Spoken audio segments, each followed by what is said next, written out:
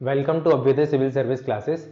तो जैसा हम आपको बताएं कि एंटरप्रेन्योरशिप मैनेजमेंट और पर्सनालिटी डेवलपमेंट जो एमपीपीएससी के पेपर 4 का पार्ट बी इसको प्रिपेयर कर रहे हैं, है ना। और उसको प्रिपेयर करने के कंटेक्स्ट में हमने 2 क्लास की हैं। एक हमारी इंट्रोडक्शन की क्लास हुई थी और एक लेक्चर 1 रिकॉर्ड किया था हमने, जिसमें हमने जो यूनिट 1 के 2 टॉपिक हैं उनको कवर कर लिया था।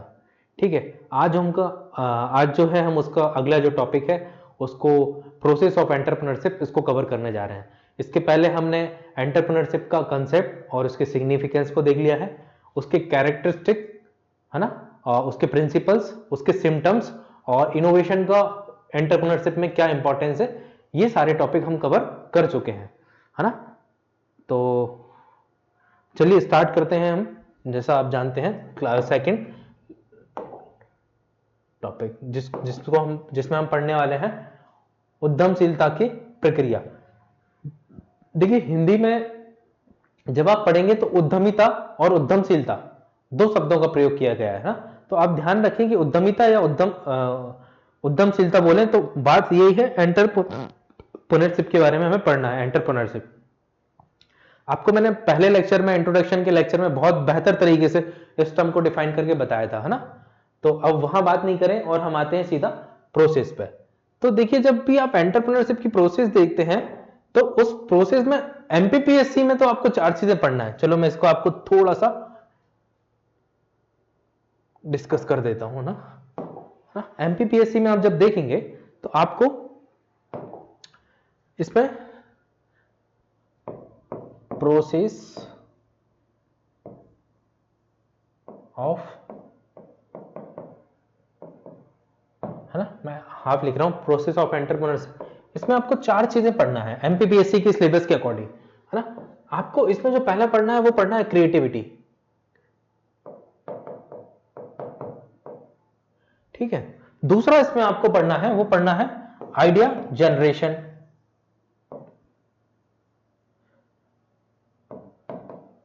क्रिएटिविटी को हिंदी में कहते हैं रचनात्मकता या सृजनात्मकता। आइडिया जनरेशन मतलब विचार सृजन। तीसरा आपको इसमें पढ़ना है वो है एनालिसिस, जिसको हिंदी में कहते हैं अनुवीक्षण।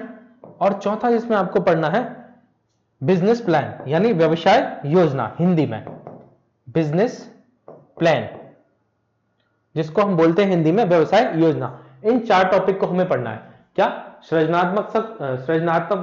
सृजनात्मकता, विचार सृजन, अनुवीक्षण और व्यवसाय योजना। इन 4 टॉपिक को एमपीपीएससी आपको पढ़ने को कह रहा है। बट जब प्रोसेस देखेंगे आप एंटरप्रेन्योरशिप की तो उसमें और भी सारी चीजें होती हैं, लेकिन उनको आपको पढ़ना नहीं है। तो कोई भी कोचिंग वाला आपको उन सब पूरी प्रोसेस को बना के आपको पढ़ाने लगे, पूरे नोट्स बनवा दे, तो आप उसमें सेग्रीगेट कर लीजिएगा कि इन 4 चीजों को आपको पढ़ना है और इन ही 4 चीजों के बेस पर सारे क्वेश्चन आपके एग्जाम में आएंगे, इससे बाहर कुछ नहीं आएगा, है ना। तो प्रोसेस तो 10-12 होती हैं, लेकिन आपको पढ़ना ये 4 चीजें ही हैं। अब हम ये थोड़ा सा डिस्कस कर लेते हैं कि प्रोसेस ऑफ एंटरप्रेन्योरशिप का मतलब क्या होता है। देखिए, प्रोसेस मतलब प्रक्रिया, एंटरप्रेन्योर बनने की प्रक्रिया, है ना। जैसे मैं कहता हूं पिज्जा बनाने की, प्रोसेस ऑफ मेकिंग पिज्जा, इससे आप रेट कीजिए प्रोसेस ऑफ एंटरप्रेन्योरशिप। तो पिज्जा बनाने के लिए सबसे पहले हमें क्या चाहिए होगा? बेस चाहिए होगा। बेस, चलो हम लिखते चलते हैं। एक तरफ हम लिख रहे हैं पिज्जा, ठीक है, दूसरी तरफ हम लिखते हैं एंटरप्रेन्योरशिप। ठीक है, 2 चीजें हैं। अब हम देखते हैं, इसकी भी हम मेकिंग की प्रोसेस देखते हैं, इसकी भी देखते हैं, है ना। आपका टॉपिक तो यही है ना, ठीक है। प्रोसेस ऑफ एंटरप्रेन्योरशिप देखना है, प्रोसेस, एंटरप्रेन्योर बनने की प्रोसेस। तो प्रोसेस ऑफ पिज्जा देख रहे हैं, प्रोसेस ऑफ एंटरप्रेन्योरशिप, उनको कंपेयर करके देखेंगे। तो सबसे पहली चीज आपको क्या चाहिए पिज्जा बनाने के लिए?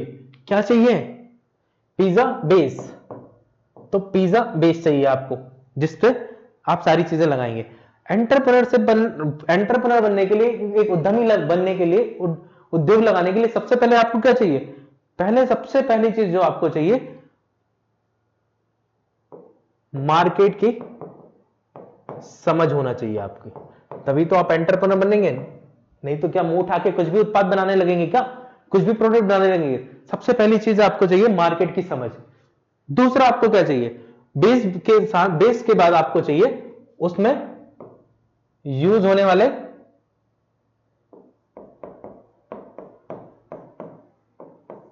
मसाले चाहिए।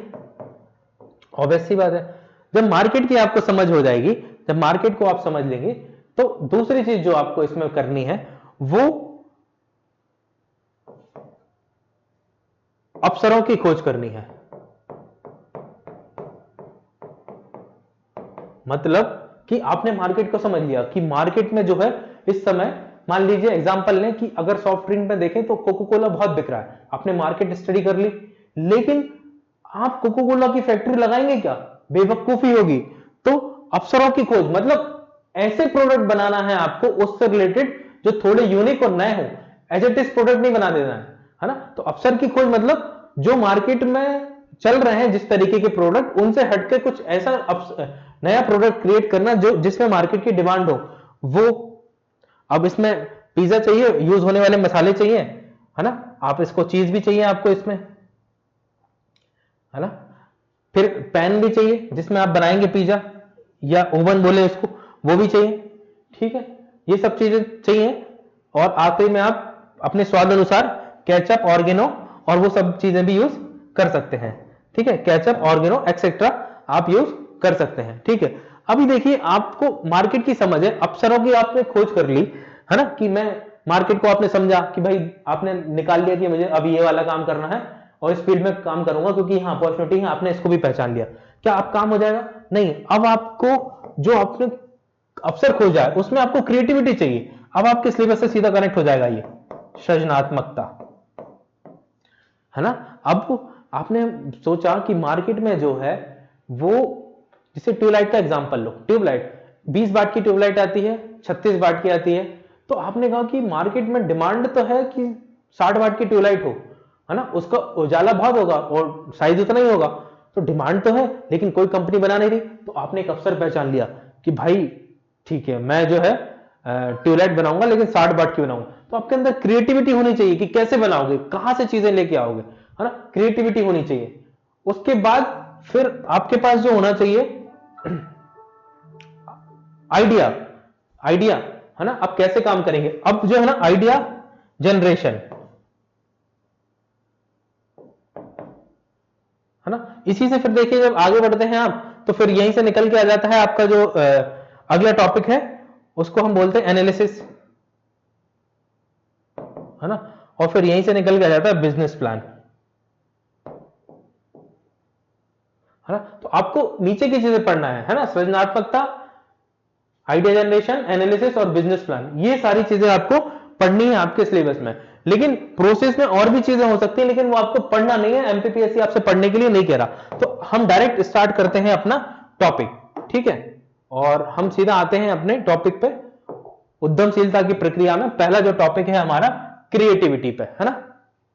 यहां मैंने थोड़ा सा डिफाइन किया है यहां पे कि उद्यमिता प्रक्रिया, उद्यमिता प्रक्रिया क्या है उसको बताएं। उद्यमिता प्रक्रिया एक नए उद्यम को शुरू करने और प्रबंधित करने में शामिल चरणों और गतिविधियों का अनुक्रम है, ठीक है, जिसमें सृजनशीलता, विचार सृजन, अनुवीक्षण और व्यवसाय योजना, वही जो आपके सिलेबस में लिखा है, क्रिएटिविटी, आइडिया जनरेशन, अनुवीक्षण, मॉनिटरिंग की जगह यहां एनालिसिस होगा, है ना, ये थोड़ा ट्रांसलेशन में हो जाता है, और बिजनेस प्लानिंग, ये सारी चीजें चालू होती है। तो क्या है डेफिनेशन, कैसे डिफाइन कर सकते हैं उद्यमिता प्रक्रिया क्या है। उद्यमिता प्रक्रिया एक प्रकार के उद्यम को शुरू करने एवं प्रबंधित करने में शामिल चरणों का, जो मैंने बताया ना फेज, एक एक करके चरणों और गतिविधियों का अनुक्रम है, एक के बाद दो, दो के बाद तीन, चार, है ना। हम एक एंटरप्रेन्योर एस्टैब्लिश कर रहे हैं, उस एस्टैब्लिश में जो नए उद्यम को शुरू करने के लिए जो हमें जो हम चरण का यूज कर रहे हैं, एक पे क्या किया, दो नंबर पे क्या किया, तीन पे क्या किया, चार क्या किया, उनका जो अनुक्रम है वही क्या है, प्रोसेस ऑफ एंटरप्रेन्योरशिप है, जिसमें ये चीजें शामिल होती हैं जो सिलेबस में लिखी, ये लिखा हुआ है, ठीक है। अब आते हैं हम सीधा सृजनशीलता पे कि सृजनशीलता क्या है। अब एक डेफिनेशन आप याद रखिएगा, ये उद्यमिता की प्रक्रिया, 2 नंबर में क्वेश्चन आ सकता है, उद्यमिता प्रक्रिया, सिर्फ इतना लिखा रहेगा, बस आप उसमें ये 2 नंबर में डेफिनेशन लिख सकते हैं, लेकिन मुझे नहीं लगता कि 2 नंबर में आएगा। आएगा तो वो 7 नंबर में बड़ा क्वेश्चन बनाएगा, जैसे सृजनशीलता पे पूछ लेगा वो कुछ, या फिर 11 नंबर में पूरे क्वेश्चन बनाएगा कि प्रोसेस ऑफ एंटरप्रेन्योरशिप समझाइए। तो वो इसमें चारों चीजें आपको बतानी पड़ेगी, है ना, विचार सृजन, सृजनशीलता, एनालिसिस और बिजनेस प्लान, सारी चीजें बतानी पड़ेगी। तो चलो हम चालू करते हैं सृजनशीलता से।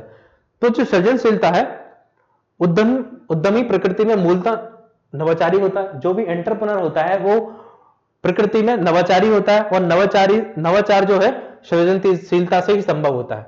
जब उद्यमी सृजनशील होता है तो वह नवीन विचार उत्पन्न करता है और नई विधि तकनीक को जन्म देने या विद्यमान तकनीक में ज्ञान वृद्धि में परिवर्तन करने की सोचता है ना। तो ये क्या कह रहा है, ये कह रहा है कि नवाचार जो है, नव परिवर्तन, इनोवेशन, वो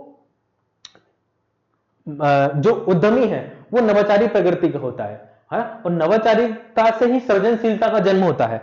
और जब कोई इस तरीके का व्यक्ति होता है, इनोवेटिव होता है, क्रिएटिव होता है, तो जो पुरानी पद्धतियां हैं उनमें तो वो बदलाव करके उनको बेहतर बनाता ही है, लेकिन वो नई चीजों को भी क्रिएट कर सकता है ना। तो नए उद्यमी में सृजनशीलता का गुण होना बहुत आवश्यक है।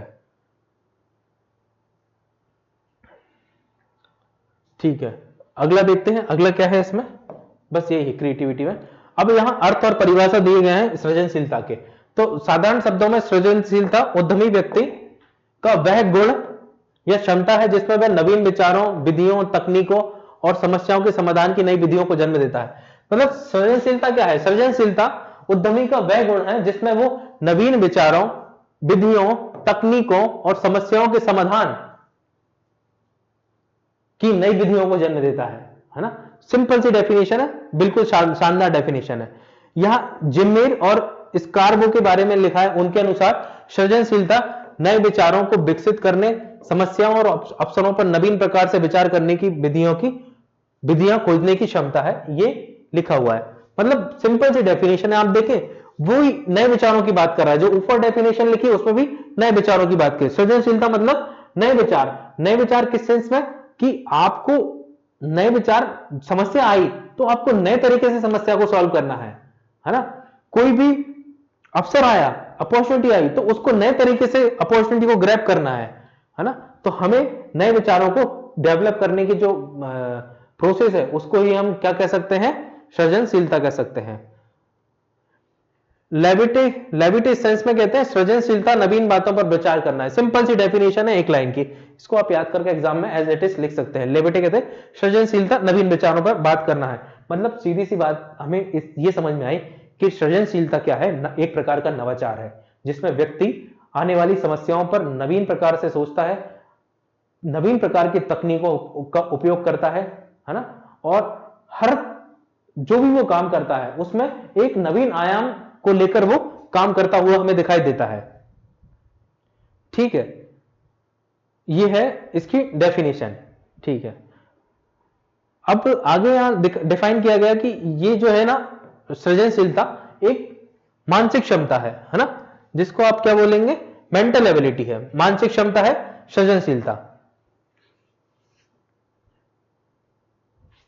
आगे देखो, ये पीडीएफ में प्रोवाइड करा दूंगा, बहुत आसान है, जो समझाने की चीज है मैं आपको समझाता हूं, है ना। तो सृजनशीलता में कुछ विशिष्ट लक्षण होते हैं, इन लक्षणों के आधार पर सृजनशीलता को ठीक ठीक समझा जाता है, और ये लक्षण कुछ बताएं कि सृजनशीलता के कौन कौन से लक्षण हो सकते हैं। तो एक एक करके हम इन लक्षण को देख लें कि सृजनशील व्यक्ति के अंदर कौन कौन से लक्षण है, सृजनशीलता के कौन कौन से लक्षण है, इनको देख लेते हैं हम एक एक करके। सृजनशीलता एक प्रकार का मानसिक गुण या क्षमता है। सृजनशील व्यक्ति का एक मानसिक गुण है, यहां बता रहा है व्यक्ति इस गुण से नवीन विचारों और कार्यविधियों का आविष्कार कर सकता है ना। सृजनशीलता एक प्रकार का मानसिक गुण है और व्यक्ति इस गुण का प्रयोग करके नए विचारों और कार्यविधियों का आविष्कार कर सकता है। दूसरा बता रहा है कि सृजनशीलता मतलब मौलिकता, ऐसा नहीं कि कॉपी पेस्ट। सृजनशीलता दिमाग से जब सोचता है तो वो कुछ नया सोचेगा, उसमें मौलिकता होगी, ऐसा नहीं कि वो किसी को कॉपी करके बना लिया गया होगा, है ना। सृजनशीलता व्यक्ति का मौलिक गुण है, इसमें किसी दूसरे का अनुसरण करके ग्रहण किया जा सकता है, किंतु यह उसका मौलिक लक्षण है। मतलब यह है कि क्रिएटिविटी को आप किसी से के अनुसरण से भी सीख सकते हैं, बट फिर भी ये आपका मौलिक गुण है। सृजनशीलता सर्वव्यापी गुण है। सर्वव्यापी गुण का मतलब ये है कि सृजनशीलता सभी के अंदर होती है, सृजनशीलता सभी व्यक्तियों में होती है। बस ये है कि मात्रा का अंतर हो सकता है कि कोई व्यक्ति ज्यादा क्रिएटिव है, कोई व्यक्ति कम क्रिएटिव है। और ये भी हो सकता है कि कोई व्यक्ति स्पोर्ट में बहुत ज्यादा क्रिएटिव है, बहुत अच्छा करता है, कोई व्यक्ति म्यूजिक में बहुत अच्छा करता है, कोई व्यक्ति पढ़ने में बहुत अच्छा करता है ना। तो क्रिएटिविटी अलग अलग एंगल पे हो सकती है, लेकिन सर्वव्यापी गुण है, सभी के अंदर होता है। सृजनशीलता जो है, क्रिएटिविटी, वो एक चिंतन मनन प्रक्रिया है ना, जिसके द्वारा नई तकनीकों, विचारों, ज्ञान आदि का जन्म होता है। और कल्पना और एवं अवधारणा सृजनशील लोगों को उन बातों की कल्पना करने का विचार या अवसर देते जो अभी तक दुनिया में नहीं है। मतलब क्रिएटिविटी से हम एक कल्पना और विचार के माध्यम से जो इस धरती पे अभी तक उपलब्ध नहीं है उनके बारे में सोच सकते हैं। जैसे पहले व्यक्ति के मन में विचार ही तो आता है, जैसे मेरे हाथ में ये पेन है या ये बोर्ड है, तो पहले ये बोर्ड आया होगा या बोर्ड का विचार आया होगा? पहले विचार आया होगा। और विचार किसके मन में आ सकता है? विचार किसी सृजनशील व्यक्ति, क्रिएटिव पर्सन के मन में ही आ सकता है। और तब नवीन विचार आएगा तो वो नवीन तकनीकों का प्रयोग करके उसने इस तरीके का बोर्ड बना दिया, है ना। तो ये कह सकते हैं कि एक चिंतन मनन की प्रक्रिया है, जो अभी है नहीं, समाज में नहीं है, उसको भी वो सोच पाता है क्रिएटिव व्यक्ति, ठीक है। और नवीनता होती है, ऑब्वियस सी बात है, क्रिएटिव होगा तो नवीनता तो होगी ही, है ना। वो घिसी पिटी चीजों पे बात नहीं करेगा, वो नई चीजों को सोचेगा अगर उसमें क्रिएटिविटी होगी तो, है ना। क्रिएटिविटी से वो पुरानी चीज को भी नए तरीके से फॉर्म करने की क्षमता अपने अंदर रखता है। सुधार, क्रिएटिव पर्सन जो होता है, जो पुराने प्रोडक्ट है उनमें हमेशा उसको लगता है, जैसे कई लोगों का यह मानना होता है कि दुनिया में अब सुधरने को कुछ नहीं है, सब कुछ हो चुका है। तो क्रिएटिव पर्सन इस बात को डिनाई करता है और वह कहता है कि नहीं, बहुत सारी चीजें ऐसी जिनको सुधारा जा सकता है, कि ये सब बातें यहां पर लिखी हुई है ना। जैसे ये लिखा है, कुछ लोग ये मानते हैं कि दुनिया में कुछ भी नया नहीं होता, सब कुछ पहले से ही विद्यमान है। ऐसी सोच वाले लोग यह मान लेते हैं कि सृजनशील विद्वान विचारों, कार्यविधि, तकनीकों, ज्ञान आदि में सुधार, ऐसी सोच वाले लोग यह मान सकते हैं कि सृजनशीलता, मतलब ऐसी सोच वाले लोग यह मान सकते हैं कि जो भी सृजनशीलता है ना, वो जो आपके विचार हैं, कार्यविधि, तकनीक है, ज्ञान है, उनमें सुधार के लिए एक मार्ग खोजती है ना, ऐसा आप कह सकते हो। समस्याओं और चुनौतियों का समाधान इसके द्वारा हो सकता है, सृजनशीलता के द्वारा। तो ऑब्वियस सी बात है, सृजनशील व्यक्ति समस्याओं का और चुनौतियों का बहुत बेहतर तरीके से, नए तरीके से समाधान कर सकता है, ठीक है। तो एक है आविष्कार और नवाचार। तो सृजनशील जो होगा वो नई तकनीकों और आविष्कार को जन्म तो देगा ही। हाँ, तो ये बेसिक पॉइंट थे जिनको आप, अब मुझे बताइए कि इसमें कोई ऐसा आपको पॉइंट लगा कि जो बिल्कुल अलग हो, जो आपने कभी सुना नहीं हो? भाई बेसिक चीजें हैं, बस आपको यहां लिख के दे दी और मैंने बोर्ड पे बता दिया, कुछ नहीं है इस यूनिट में। मैं पहले इंट्रोडक्शन के लेक्चर में आपसे कह चुका हूं, लेक्चर नंबर 1 में भी मैंने कहा कि इस यूनिट में कुछ नहीं है, बहुत ही सिंपल और सरल यूनिट है। आपको मैं ये पीडीएफ दे दूंगा, हिंदी इंग्लिश दोनों में है ना। आपको जो प्रेफर करें, आप जो पढ़ना चाहें पढ़ें, है ना। बहुत आसान है, आप आराम से पढ़ते जाइए फ्लो में, ठीक है। अब सृजनशीलता जो है, सृजनशीलता में अगर हमें वृद्धि करनी है क्रिएटिविटी में, तो कैसे की जा सकती है? तो एक तो हो गई कि किसी व्यक्ति के अंदर सृजनशीलता का विकास करें, और दूसरा होगा कि किसी कंपनी या ऑर्गेनाइजेशन में सृजनशीलता का विकास करें।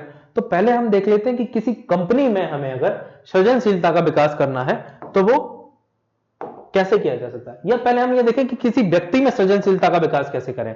तो व्यक्ति में सृजनशीलता का विकास करने के लिए पहले उसको विचारों का स्वतंत्र आगमन हो, मतलब उसके पास नए नए विचार आ पाए। ऐसा नहीं हो कि उसके पास विचार ही नहीं आ पा रहे। तो विचार के लिए क्या चाहिए? शिक्षा। तो पहली बात तो व्यक्ति शिक्षित होना चाहिए, और शिक्षित होने के साथ उसके पास स्वतंत्र रूप से विचार आ सके। और स्वतंत्र विचारों का मतलब यहां सत्य विचारों से भी है, क्योंकि विचार झूठे भी होते हैं। तो झूठे विचार आपको अलग तरीके की क्रिएटिविटी में ले जाएंगे। तो विचार स्वतंत्र और स्वच्छ होने चाहिए। दूसरा, विचारों के स्रोत तक पहुंच, मतलब कोई विचार आप तक नहीं आ रहा, तो आप अगर चाहो, आपके अंदर इच्छा है, तो आप नए विचारों तक पहुंच सको, तब आपके अंदर क्रिएटिविटी का विकास हो सकता है। विचारों को नोट करना, अब ये कह रहा है कि आपके अंदर मन में कोई विचार आए तो आप भूल जाते हो, है ना। आप कहीं बैठे हो 4 दोस्तों में, आपके अंदर एक थॉट आया कि यार हाँ ऐसा किया जा सकता है, लेकिन आप घर जाते हो तो गायब हो जाता है। तो वो कहता है कि आपके अंदर जो जो विचार आए उनको आपको नोट करते चलो, आप देखोगे कि आप एक दिन उसी से क्रिएटिविटी को जन्म दे दोगे। फिर ये कहते हैं लोगों के विचारों को सुनना। लोगों के विचारों को सुनने से भी नई नई चीजें समझ में आती है और हम क्रिएटिविटी की तरफ बढ़ सकते हैं। जिस दिन व्यक्ति अपने आप को सर्वे सर्वा मान लेता है, उस दिन व्यक्ति का पतन होना शुरू हो जाता है ना। हमेशा व्यक्ति, मनुष्य जो है, मनुष्य के रूप में पैदा ही इसलिए हुआ है क्योंकि वो अपूर्ण है। अगर वो सब कुछ जानता तो वो होता ही क्यों? वो है ही पूर्ण होने के लिए। मनुष्य की हर यात्रा अपने आप को पूर्ण बनाने के संदर्भ में है। फिर ये कहता है बच्चों से संपर्क रखना। ये बहुत इंटरेस्टिंग पॉइंट है। कहते हैं बच्चे बहुत क्रिएटिव होते हैं, वो कुछ भी करते रहते हैं। तो जो व्यक्ति, बड़े व्यक्ति बच्चों के साथ संपर्क रखते हैं, उनमें क्रिएशन की क्षमता या क्रिएटिविटी की क्षमता ज्यादा होती है। ये ऐसा इसलिए भी कहा जाता है कि एक समाजशास्त्र में सिद्धांत है कि जो आने वाली जो आपकी पीढ़ी है, आने वाली जो आपकी पीढ़ी है, वो आपके कंधे पे बैठेगी, मतलब वो आपसे हर मामले में होशियार होगी। तो अगर पिता क्रिएटिव होना चाहते हैं, बेहतर होना चाहते हैं, तो उनको अपने बच्चों के साथ तालमेल बिठा के रखना चाहिए, या बच्चों की के द्वारा की जा रही गतिविधियों को ध्यान में रखना चाहिए।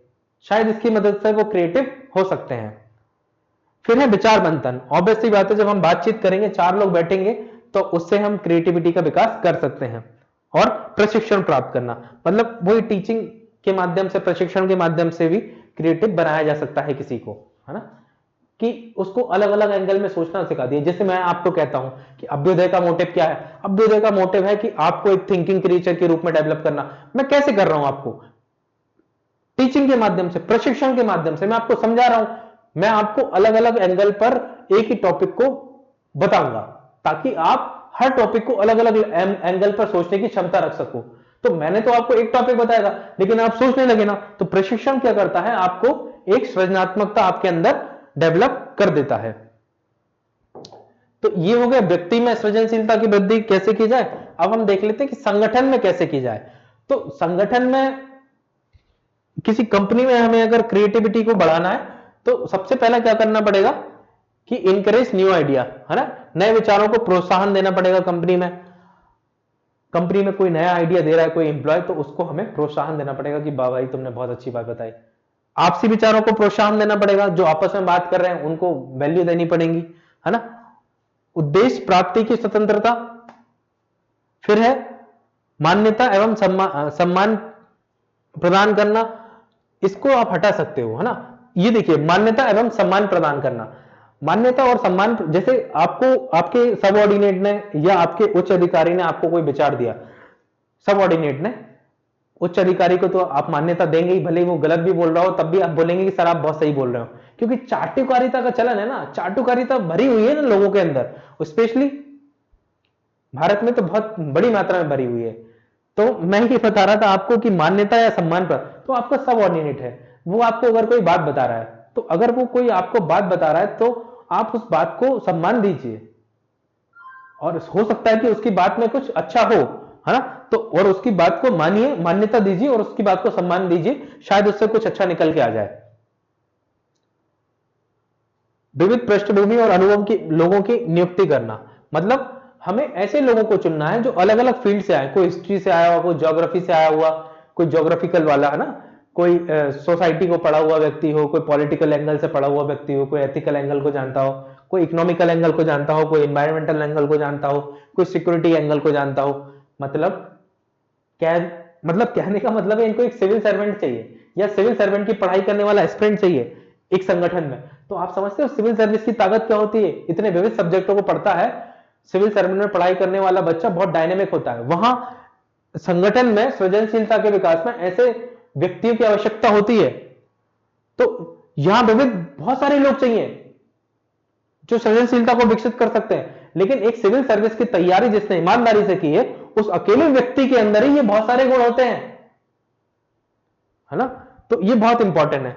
फिर भाई संसाधन और उपकरणों की उपलब्धता होना सृजनशीलता के लिए, कि मेरे दिमाग में कोई आइडिया आया कि भाई ऐसा से ऐसा किया जा सकता है, तो उसके लिए मेरे पास रिसोर्स हो कि ऐसे से ऐसा किया जा सकता है, तो मैं उसको टेस्ट करके देख लूं।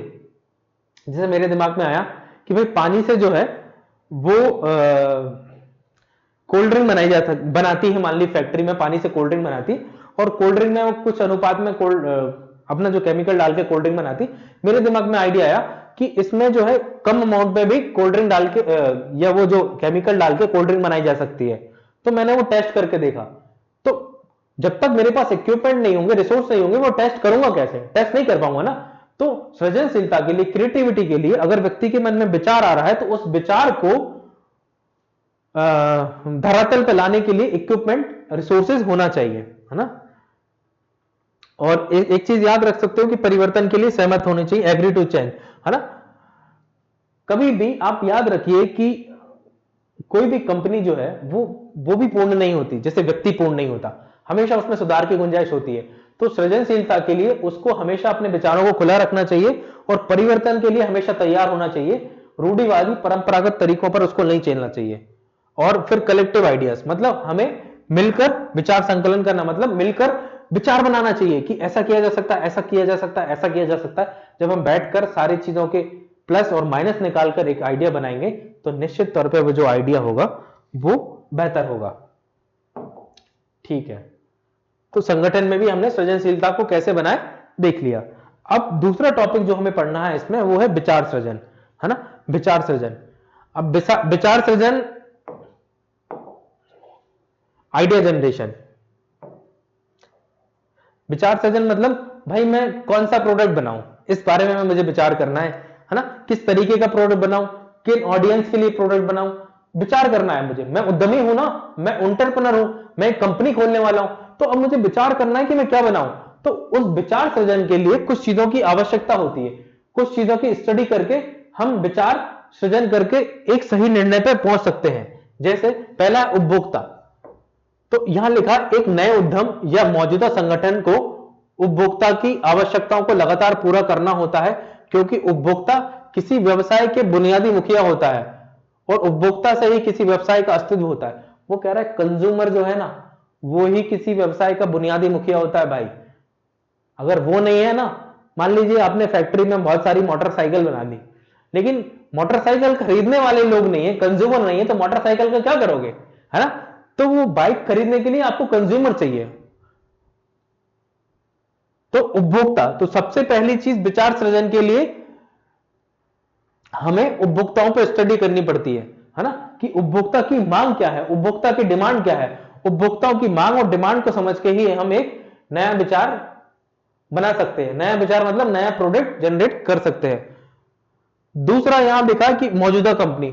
अब मौजूदा कंपनी जो उत्पाद बना रही है ना, तो यहां पढ़ लेते हैं, मौजूदा कंपनी द्वारा उत्पादित उत्पाद प्रतिस्पर्धा, बाजार क्षेत्र, मांग स्वरूप, मूल्य रुझान आदि व्यापार का व्यापक अवलोकन करने में मददगार होते हैं। मौजूदा कंपनी के आंकड़े भी यह दर्शाते हैं कि व्यवसाय का कौन सा क्षेत्र सबसे लाभदायक है और कौन सा सबसे दुर्लभ है। मतलब जो प्रेजेंट में काम करने वाली कंपनियां हैं उन पर ही आप स्टडी कर लो, वहां से आपको पता चल जाएगा कि किस सेक्टर में अभी बहुत ज्यादा अपॉर्चुनिटी है और कौन सा सेक्टर ठीक से चल रहा है और कौन से सेक्टर बर्बाद है, ये भी आपको पता चल जाएगा, ताकि आप विचार बना पाए कि आपको किस तरीके के प्रोडक्ट के अंदर इन होना है। अन्य देशों में विकास, ये देखिए बहुत महत्वपूर्ण है। अन्य देशों में विकास, अन्य देशों में उपभोक्ता का रुझान, उसका व्यवहार, फैशन आदि का अध्ययन विचार सृजन में कारगर साबित हो सकता है। इसका मैं आपको एग्जांपल देके बताऊं, जो ओला उबर का जो कंसेप्ट है, जो ओयो रूम्स का कंसेप्ट है, ये यूएस से ड्रिवन कंसेप्ट है। ये जो लोग थे इन्होंने यूएस से ये कंसेप्ट उठाया, यूएस में ये कंसेप्ट चलता था, तो इन्होंने कहा कि क्यों ना इसको इंडिया में लेके आया जाए, और इंडिया में लेके आए और बहुत बड़ी मात्रा में इसको सफल करके उन्होंने दिखाया।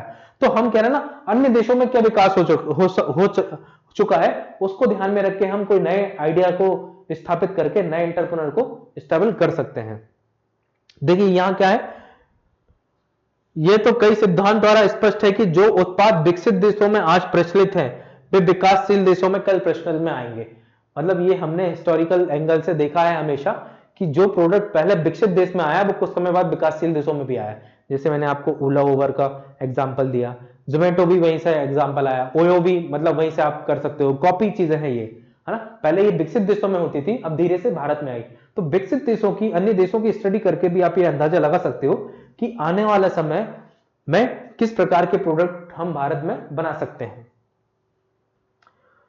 अब ये मौजूदा उत्पाद और सेवाएं, इसकी स्टडी, मौजूदा उत्पाद बाजार की आवश्यकताओं के विस्तृत अवलोकन और विश्लेषण से इन नए क्षेत्र में विचार से इन नए क्षेत्र में व्यापार विचार उत्पन्न होते हैं। हाँ, मतलब अभी जो वर्तमान प्रोडक्ट हैं जो मार्केट में चल रहे हैं, उनसे आप एक आइडिया लगा सकते हो कि ये इस टाइप के तो प्रोडक्ट मार्केट में चल ही रहे हैं, इनसे क्या बेहतर किया जा सकता है और इनमें क्या अपग्रेड किया जा सकता है, तो ऐसे भी हम पता लगा सकते हैं। देखिए अगला पॉइंट क्या है, इसको बोले सब्स्टिट्यूशन या प्रतिस्थापन सब्स्टिट्यूशन। तो कई बार ऐसा होता है कि जैसे आप कोई प्रोडक्ट बना रहे हैं, मान लीजिए आपने बनाया, आपने एक प्रकार का पेन बनाया है ना, और पेन में जो लगने वाली जो निडल है वो एक स्पेशल टाइप के स्टील से बनती है, और जो स्टील है वो आप चाइना से इंपोर्ट करते हैं, लेकिन चाइना ने आपके भारत के ऊपर मान लीजिए सेंसर लगा के रखे, तो वो स्टील के लिए नहीं आ पा रही है ना।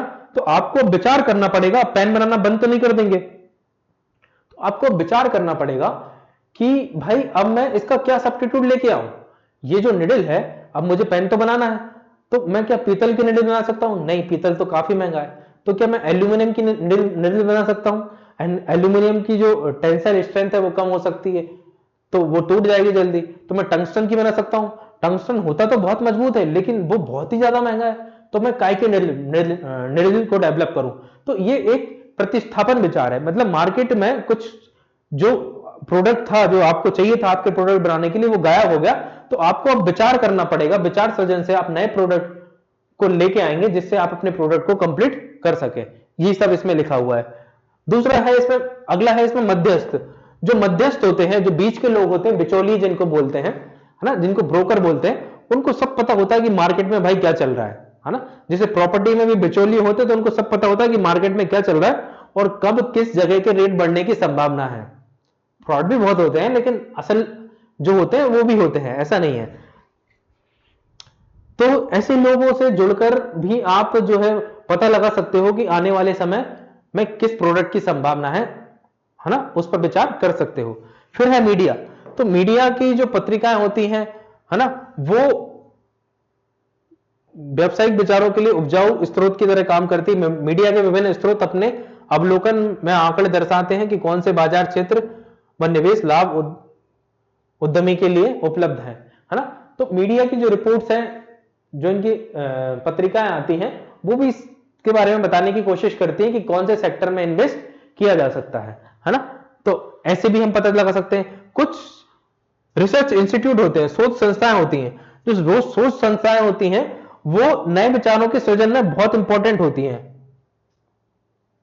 और इन शोध संस्थाओं के, आप तो देखिए सब चीजों पे शोध कर नहीं सकते है ना, आपकी लिमिटेशंस है।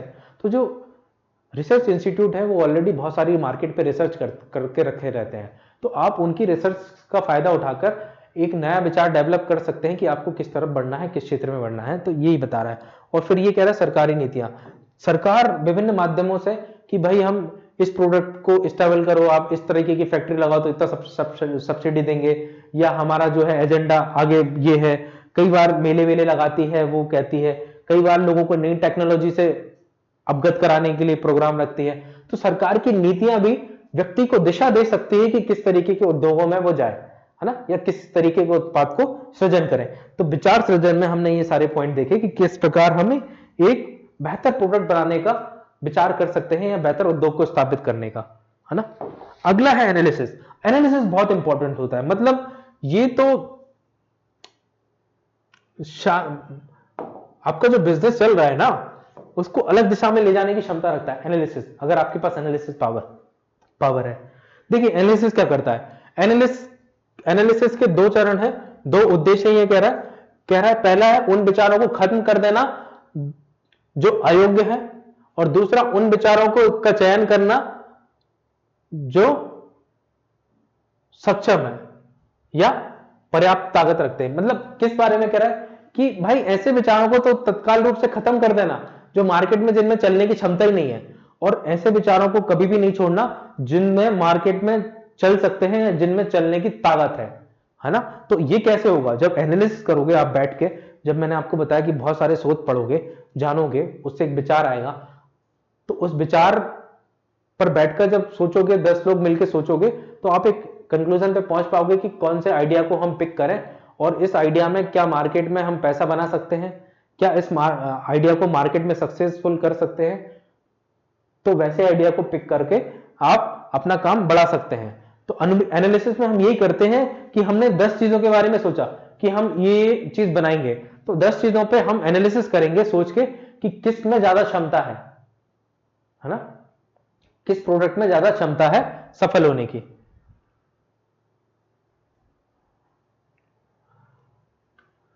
ठीक है, यहां व्यापार विस्तार की संभावना को जानने उसका परीक्षण करना आवश्यक होता है। कुछ उद्यमी व्यवसायिक विचार का चयन करने में तत्काल आगे बढ़ेगा। देखिए ये इंपॉर्टेंट लाइन है, इसमें लिखा है व्यापार विस्तार की संभावना। हिंदी में देखिए क्या है, इंग्लिश में क्या है, पॉसिबिलिटी ऑफ बिजनेस एक्सपांशन, मतलब आपका बिजनेस किस सीमा तक एक्सपांशन करना को जानने के लिए उसका परीक्षण करना आवश्यक होता है। सीधी सी बात है कि आपका बिजनेस कितना ग्रोथ करेगा उसको जानने के लिए उसका परीक्षण करना, मतलब उसकी एनालिसिस करना जरूरी है। कुछ उद्यमी और व्यवसायी विचार का चयन तत्काल करके आगे बढ़ जाते हैं कि मैंने कहा कि मुझे कोको कोला का सब्स्टिट्यूट बनाना है, एक नया कोई ब्रांड बना दिया मैंने, तत्काल बढ़ गया, विचार आया, तत्काल बढ़ गया, परंतु विचार के अनुवीक्षण के लिए थोड़ा रुककर और समय खर्च करना बेहतर होता है। लेकिन वो कह रहा है कि थोड़ा रुककर सोचकर एनालिसिस करके ही हमें आगे बढ़ना चाहिए, क्योंकि ये बेहतर होता है। एकदम से हम आगे बढ़ेंगे तो हमारे फेल होने की प्रोबेबिलिटी ज्यादा होती है। ये एनालिसिस है। एक सेकेंड, है ना, एनालिसिस है।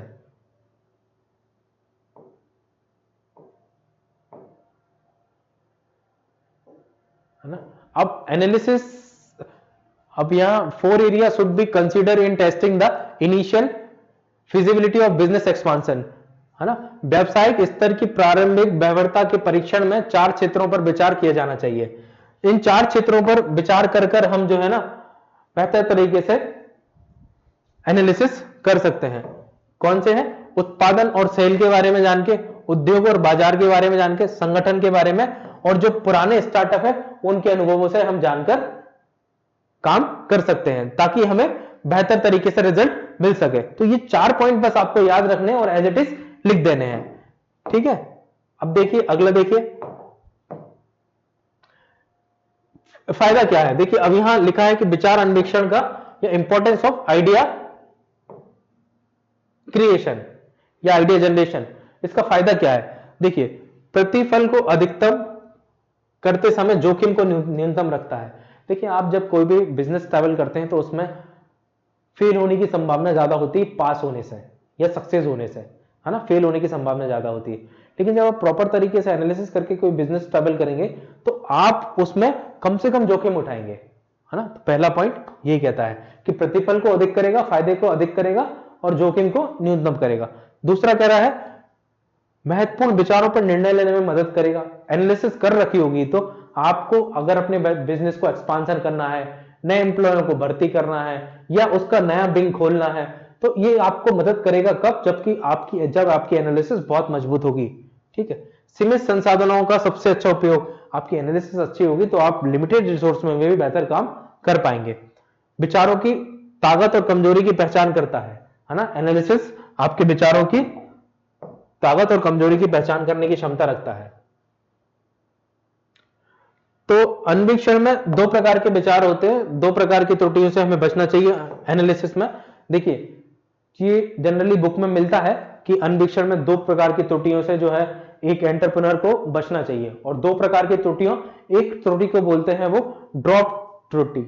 ड्रॉप त्रुटि जो होती है, ड्रॉप एरर का मतलब ये होता है कि आप ऐसे विचार को छोड़ देते हैं जिसमें लाभ होने की या आपके स्टेबल होने की, सक्सेस होने की प्रोबेबिलिटी ज्यादा थी, बहुत ज्यादा थी, ऐसे विचार को आप छोड़ देते हैं। और एक होती है गो एरर, गो त्रुटि। गो त्रुटि का मतलब होता है कि एक ऐसी त्रुटि जिसमें आप इस प्रकार के विचार के साथ आगे बढ़ जाते हैं जिसमें सफल होने की संभावना जरूर होती है। तो आपको हमेशा ड्रॉप त्रुटि, जब होती है जो उद्यमी एक अच्छे विचार और अवसर को अस्वीकार या त्याग कर देता है, और गो त्रुटि ऐसा तब जब उद्यमी विकास और व्यवसाय में व्यस्तता को बढ़ाने के लिए अनुचित विचार को स्वीकार कर लेता है, जिसके परिणाम स्वरूप उसके उत्पाद विफलताओं का सामना करना पड़ता है। तो दोनों त्रुटियों को आपको याद रखना है, ड्रॉप और गो। ठीक है, ये हो गए हमारे अन्वीक्षण। ठीक है, अब अगला देखते हैं हम, हमारा जो है वो है व्यवसाय योजना या बिजनेस प्लान। अब देखो, जनरली आप खुद जानते होंगे कि बिजनेस प्लान किसी भी उद्योग को स्टेबल करने के लिए, किसी बिजनेस को स्टेबल करने के लिए बहुत बहुत ज्यादा जरूरी होता है ना। अब उसी के बारे में यहां लिखा हुआ है, मैंने बहुत ही क्रिस्प, कंसाइज और बेहतरीन लैंग्वेज में आपको बताने की कोशिश करी है।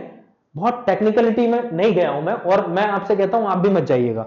ठीक है, व्यवसाय योजना एक लिखित दस्तावेज है, पहली बार, जो भविष्य के लिए कंपनी के लक्ष्यों, रणनीतियों और अपेक्षाओं की रूपरेखा तैयार करता है। एक लिखित दस्तावेज है, कीवर्ड निकालिए, व्यवसाय योजना एक लिखित दस्तावेज है जो भविष्य के लिए कंपनी के लक्ष्यों, रणनीतियों और अपेक्षाओं की, कंपनी की क्या लक्ष्य हैं, क्या रणनीतियां, किन पे काम करेंगी, है ना, अपेक्षाओं की रूपरेखा, उन पर काम करता है। यह उन उद्यमी एवं व्यवसाय मालिकों के लिए एक आवश्यक उपकरण होता है जो नया व्यवसाय शुरू करना चाहते हैं या जो मौजूदा व्यवसाय को बढ़ाना चाहते हैं। एक अच्छी तरह से लिखी गई व्यवसाय योजना कंपनी की सफलता के लिए रोडमैप प्रदान करती है। कितना सरल और सीधी भाषा में लिखा हुआ है ना, सीधा आपको समझ में आएगा, कुछ नहीं है इसमें। ठीक है, अगला देखिए। अब यहां क्या है, यहां बताया गया है कि व्यावसायिक योजनाएं जटिलता से भिन्न होती हैं, लेकिन उद्यम के तौर पर उनमें निम्नलिखित अनुभाग शामिल होते हैं।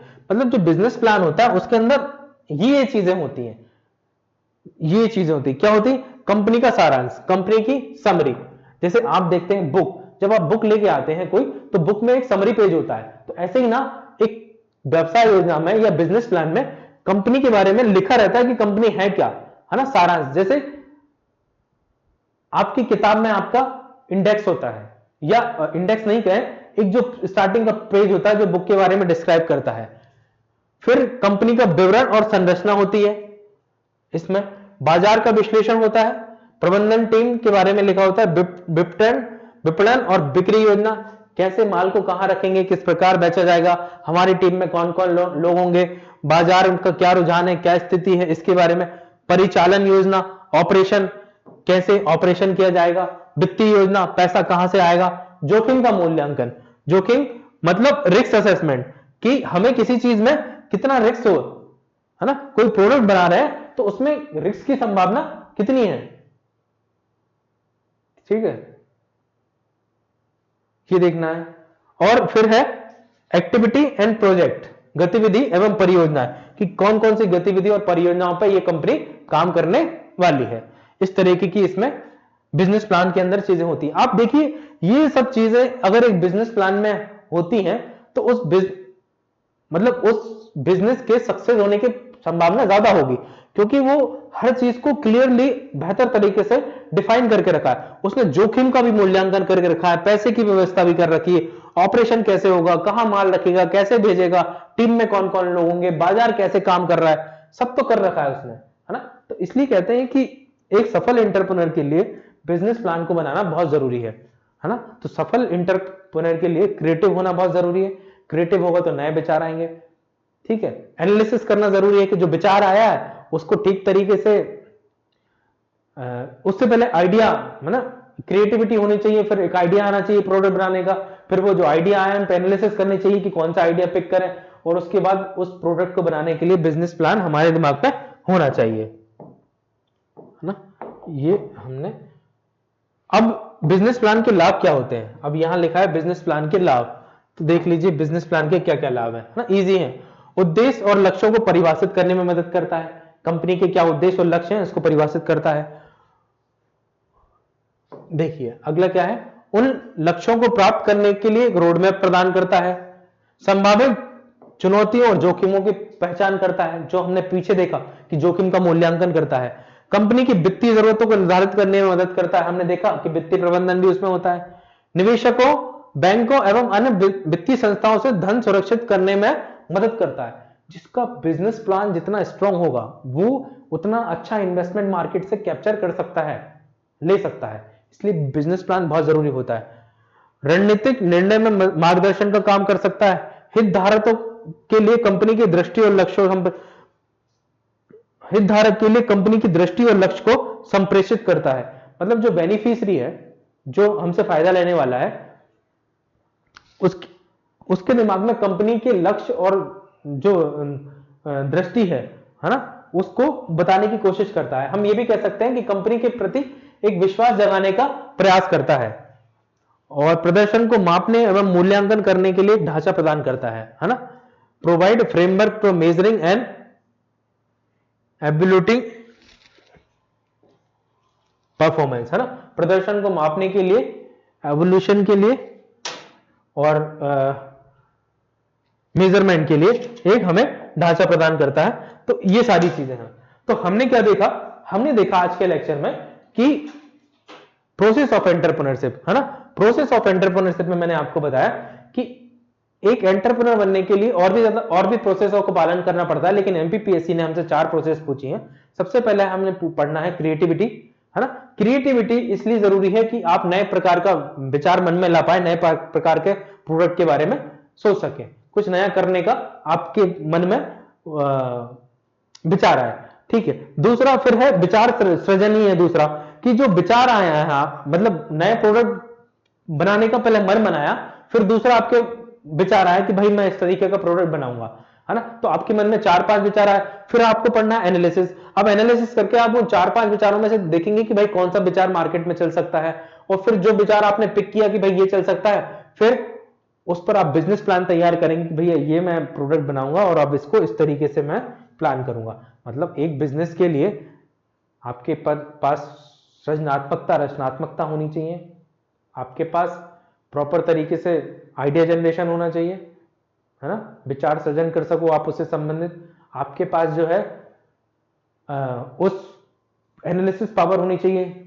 ताकि आप अच्छे बुरे का फैसला कर सको, और उस जो आपका प्लान है, जो एजेंडा है, उसको कैसे आप बेहतर तरीके से फुलफिल कर पाएंगे, है ना। जो एजेंडा है आपका, उसको कैसे फुलफिल कर पाएंगे, इसके लिए आपके पास प्रॉपर तरीके से एक बिजनेस प्लान होना चाहिए। यही हमारे आज लेक्चर की सारी बातें थी, है ना। तो मिलते हैं अगली क्लास में, है ना। तब के लिए thank you so much for discussion.